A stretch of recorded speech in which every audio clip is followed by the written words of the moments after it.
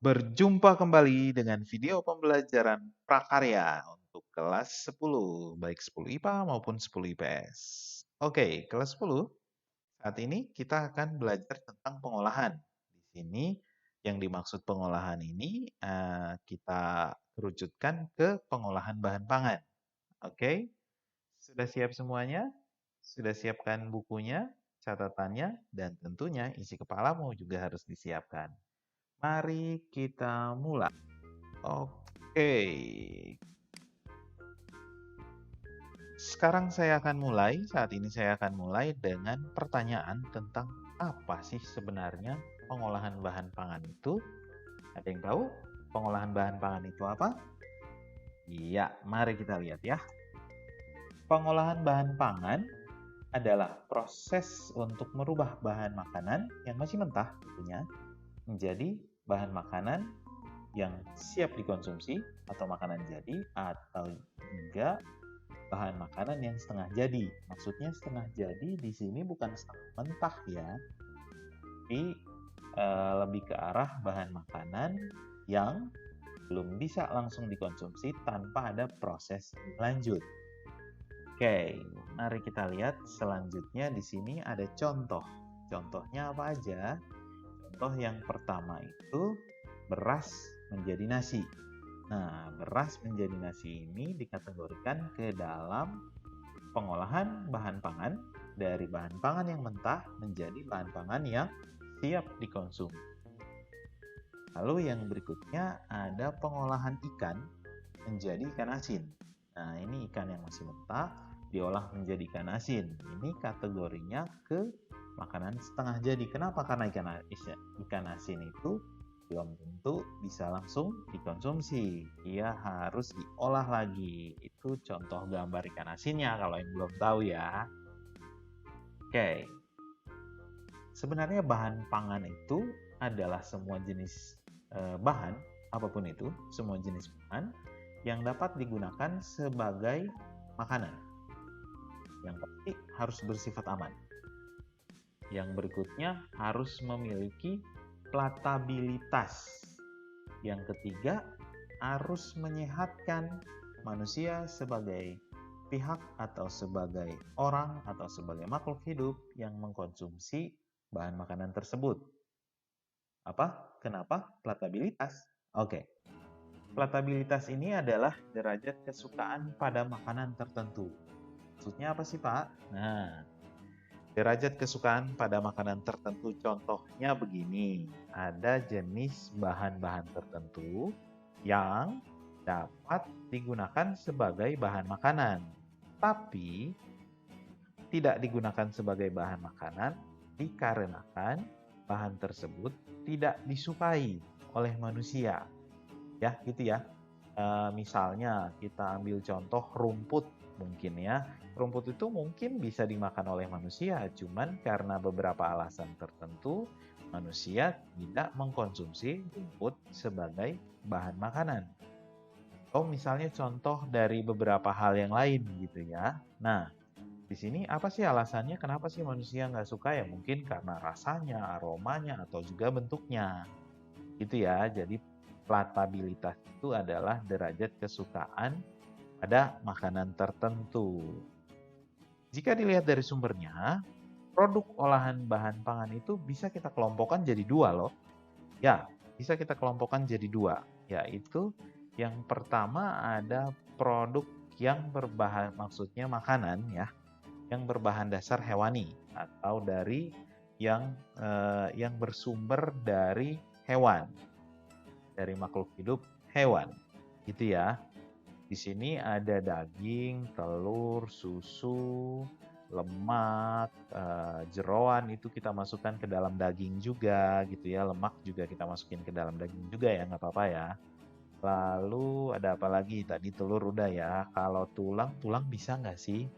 Nggak bisa, karena tulang itu tidak untuk dikonsumsi. Walaupun ada seblak tulang, cuma kita nggak masukin tulang sebagai bahan pangan. Oke, yang berikutnya ada produk-produk bahan pangan yang berbahan dasar nabati atau bahan pangan yang bersumber dari tumbuhan. Kalau tadi hewan, yang sekarang tumbuhan. Apa aja? Ada daun, batang, buah, umbi, biji, kacang. Nah, kira-kira itu. Kalau ada yang lain, bisa ditambahkan juga. Oke, sekarang kita akan lebih memfokuskan materi kita ke pengawetan bahan pangan. Ada yang tahu pengawetan itu apa? Betul, diawetkan. Tapi penjelasan lebih lanjutnya seperti apa, penjelasan lebih detailnya, mari kita lihat. Pengawetan bahan pangan adalah cara yang digunakan manusia tentunya untuk membuat makanan itu memiliki daya simpan yang lebih lama, ya, jadi bisa untuk nanti dimakannya. Kira-kira seperti itu. Nah, untuk menyimpan bahan makanan lebih lama ini tentunya kita harus mempertahankan sifat-sifat fisik dan kimia dari makanan tersebut. Maksudnya apa sifat fisik dan kimia? Maksudnya begini, kalau telur dibuat jadi telur asin, ya tetap harus berbentuk seperti telur. Masih ada cangkangnya, putih telurnya ada, kuning telurnya juga ada. Nah, kira-kira seperti itu. Kalau misalnya pengawetan secara kimia di sini, maka proses pengawetan ini pasti harus mempertahankan kandungan-kandungan yang ada di dalam makanan tertentu. Ya, makanan yang diawetkan maksudnya ya. Nah, jadi kandungan-kandungannya itu apa? Ya, kandungan gizi di dalamnya. Selain kandungan gizi, pengawetan secara kimiawi ini harus mempertahankan rasanya juga. Loh, kok rasanya? Rasa itu kan bukan kimia. Rasa itu muncul dari kandungan yang ada di dalam jenis makanan yang kita awetkan. Secara garis besar, ada dua cara dalam mengawetkan makanan, yaitu pengawetan fisik dan pengawetan biokimia. Nah, untuk pengawetan fisik sendiri ini adalah pengawetan yang biasanya dilakukan dengan metode-metode yang sederhana. Sedangkan pengawetan biokimia ini adalah pengawetan yang melibatkan proses-proses yang cukup rumit, ya, proses-proses yang kimiawi yang cukup rumit. Bisa kita lihat contoh pada gambar di bawah. Oke, sudah dilihat? Kita lanjutkan. Pengawetan fisik. Nah, pengawetan fisik sendiri sebenarnya banyak ya jenisnya ya. Berikut ini adalah jenis-jenis yang dikategorikan ke dalam pengawetan fisik. Yang pertama ada pemanasan, pendinginan, pembekuan, pengasapan, pembuatan acar. Nah, khusus untuk pembuatan acar ini lebih banyak digunakan untuk mengawetkan bahan pangan nabati, ya. Lalu ada pembuatan tepung. Nah, pembuatan tepung juga lebih banyak digunakan untuk bahan pangan yang sumbernya itu dari tumbuhan atau nabati. Lalu yang terakhir ada pengeringan.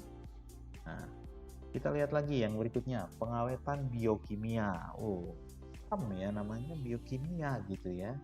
Nah, pengawetan secara biokimia ini biasanya menggunakan metode-metode yang sedikit lebih rumit seperti penambahan senyawa pengawet.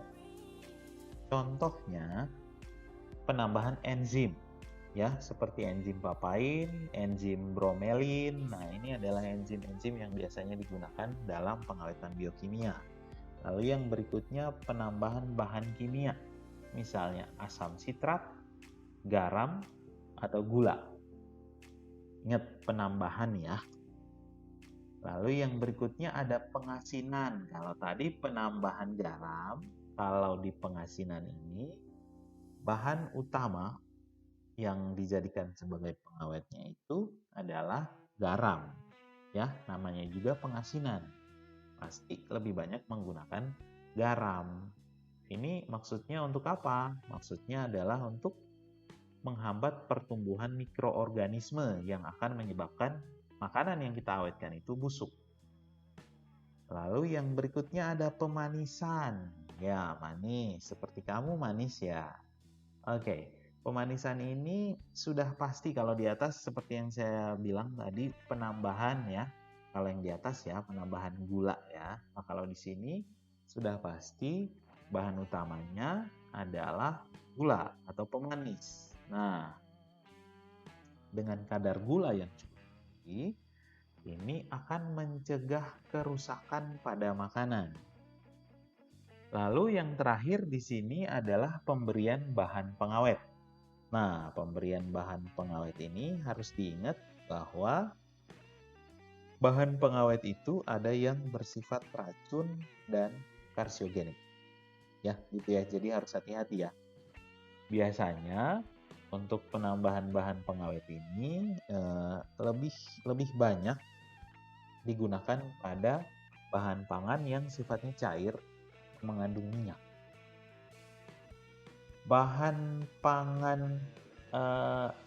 Pengawetan bahan pangan dengan cara biokimia ini yang tradisional biasanya itu tidak berbahaya karena hanya menambahkan atau memberikan garam atau gula ke dalam bahan pangan yang kita awetkan.